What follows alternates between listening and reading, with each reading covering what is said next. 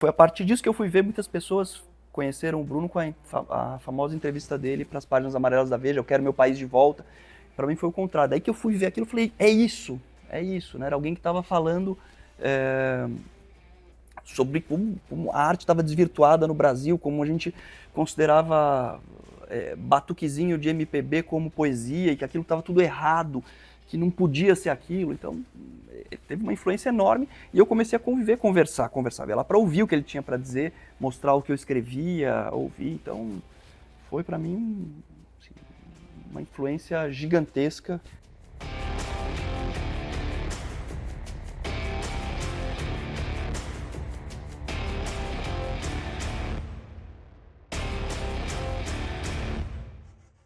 Esse era o livro que eu queria escrever, né? Eu tenho outros projetos que eram mais curtos, né? E eu fiquei até pensando, será que eu devo escrever para não ter um intervalo tão grande? Mas era o livro que eu queria escrever, precisava de alguma pesquisa, tempo para amarrar as histórias, então não me preocupei com esse tempo e, e era o livro que eu queria.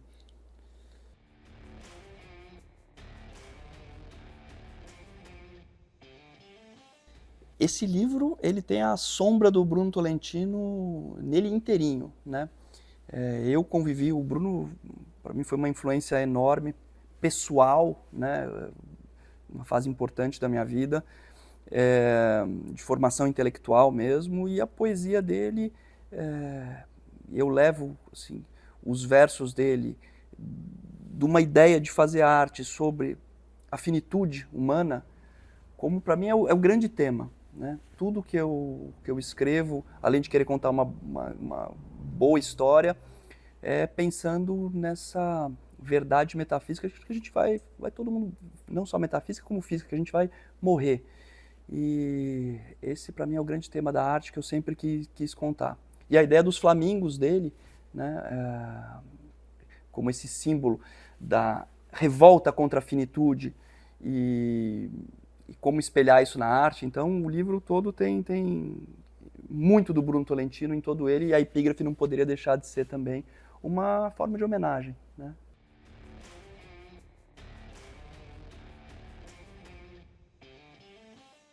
Eu conheci o Bruno, eu tinha 23 anos, estava assim naquela ebulição, e eu não esqueço nunca o dia que eu fui no lançamento do Mundo como Ideia dele, e eu ouvi ele contando da vida. Ele contava muita mentira, isso é sabido, né?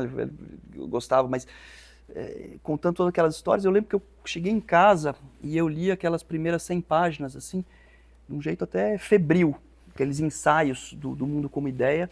Aquilo mudou minha vida de um jeito, né? Eu falei, tem alguém aqui no Brasil fazendo isso, isso está muito diferente de tudo.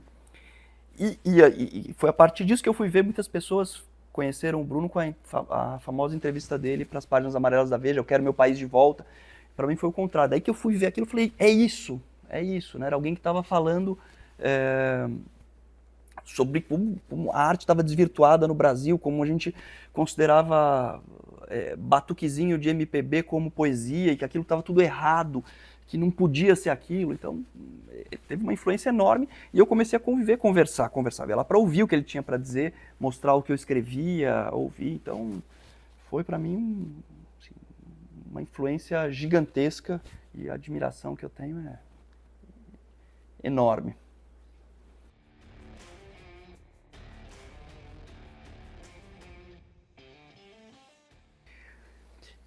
Eu não consigo começar a escrever se eu não tiver tudo já mais ou menos, quero dizer, mais ou menos para 80% muito bem encadeado, né? Especialmente numa história como essa que eu não poderia deixar nenhuma ponta solta, né? E essa é a parte, além de tudo, né, as pessoas às vezes deixam de falar, mais divertida. Né? Você criar esse mundo, criar esses personagens.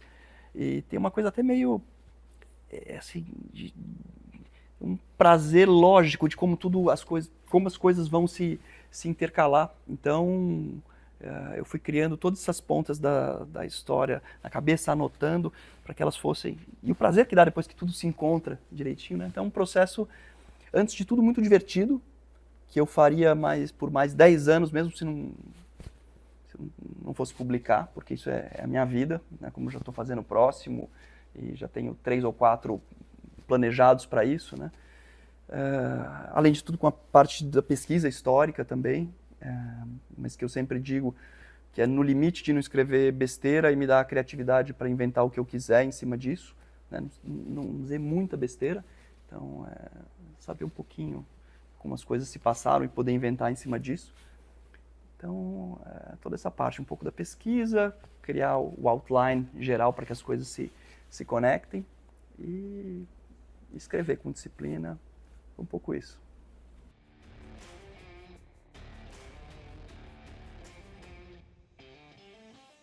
Nossa, pergunta...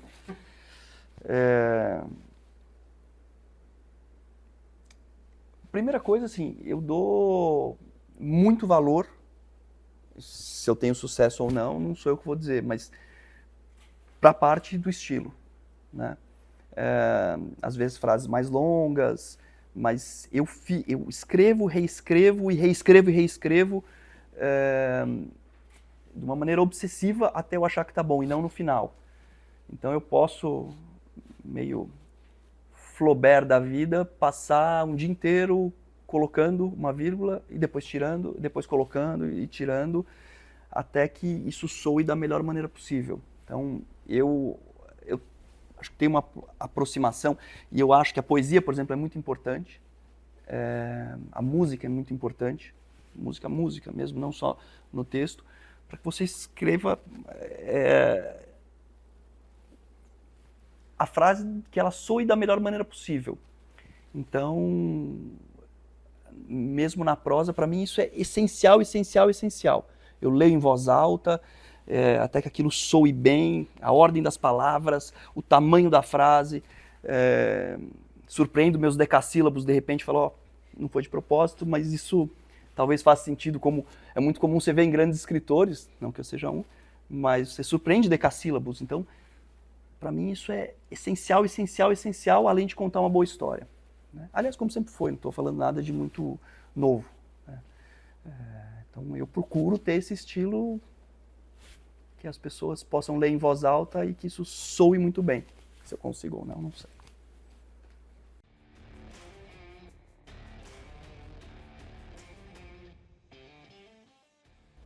Eu acho que sim, eu não sou pessimista nesse sentido, né? Eu acho que isso, não de uma maneira proposital, mas eu procurei fazer até no primeiro livro, você escrever histórias que sejam interessantes. Interessantes no sentido do que elas sempre foram, né? Como o Alberto Mussa diz, um escritor que eu gosto muito, né? Histórias que valham a pena ser contadas em volta de uma fogueira, que as pessoas se interessem pela premissa, né? E hoje em dia você tem muitas vezes um preconceito em relação a isso, né? Você pega até os prêmios. O prêmio Jabuti, ele tem literatura de entretenimento e literatura séria. Isso é uma das coisas mais absurdas, uma das coisas que não entram na minha cabeça de jeito nenhum, né? E você não está falando de livrinho vagabundo, thriller.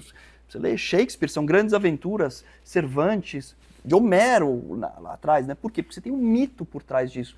Então, tudo isso para dizer que se você conta grandes histórias, elas ressoam de alguma maneira na existência das pessoas, e as pessoas, quando leem grandes histórias, que tem esse caráter mítico por trás, isso toca nelas de alguma maneira. E se isso é verdade, e eu acho que não tem por que não atingir muitas pessoas e ressoar em muitas pessoas para que seja um best-seller dentro do que é um best-seller no Brasil. Você vender 10 mil cópias, você já vai ser um best-seller enorme, né? Então, não sou pessimista não, eu acho que é possível. E aí, não sei se eu me estendo muito, né? É um pouco o que vem antes, o ovo ou a galinha, né? Se você publica, então a literatura muito séria, entre mil aspas, é a literatura que é mais publicada, uma literatura mais ideológica ou mais identitária, então vai fazendo isso e não faz. Então, se você publica e isso ressoa nas pessoas, ou se tem que virar filme primeiro para que as pessoas falam, é isso, e passem a ler, né? É um movimento um pouco circular, tem a ver com você formar bons leitores? Tem, mas você pode também ter livros como esse que ressoem em pessoas em várias camadas, né? Não só, e eu acho que isso é o essencial. A pessoa que vai ler só porque é uma boa história e tá ótimo que seja isso, e a pessoa que tem todas as questões metafísicas, a finitude, uma série de coisas que perpassam. Então, você poder escrever um livro que tenha todas essas camadas, e acho que os grandes best-sellers bons passam por um pouco por isso.